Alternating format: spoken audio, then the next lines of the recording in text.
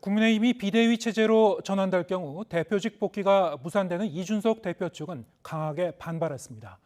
의장 사퇴로 억지 비상 상황을 만들었다는 주장인데 법적 대응까지 감행한다면 진통이 불가피할 것으로 보입니다. 김태민 기자의 보도입니다.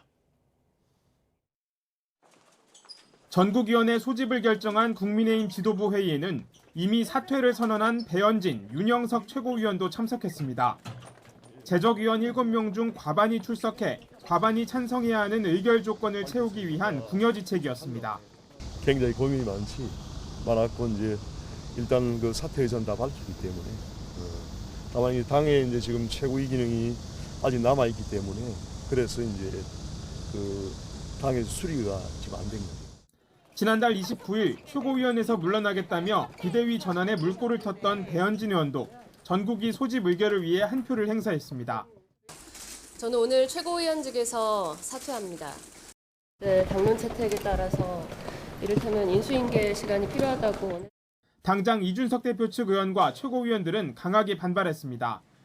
허은하 수석대변인은 절차적 정당성을 잃었다고 비판했고 김용태 최고위원은 아예 위장 사퇴쇼로 규정했습니다.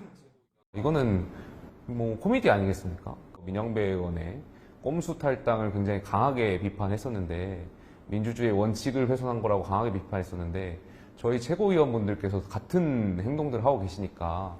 이준석 대표도 배현진 의원을 겨냥해 권력을 향한 탐욕에 끝이 없다고 가세했습니다.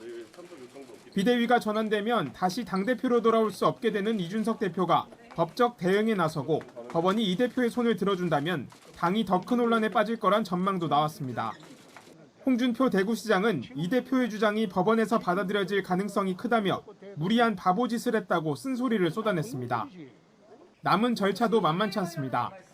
당을 비상 상황으로 볼 수 있는지에 대한 해석이 여전히 분분한 데다 비대위원장을 임명하려면 당원 당규까지 개정해야 하기 때문입니다. 전국위의장인 서병수 의원조차 어떤 상황도 배제할 수 없다고 밝혔을 정도입니다. 상임전국위원들이 모여가지고 토론을 통해가지고 의사를 결집을 해야 되는 그런 상황입니다. 그래서 어떤 상황도 배제할 수 없다고 저는 생각을 합니다.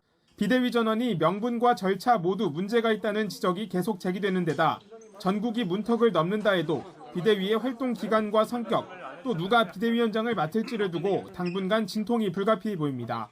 YTN 김태민입니다.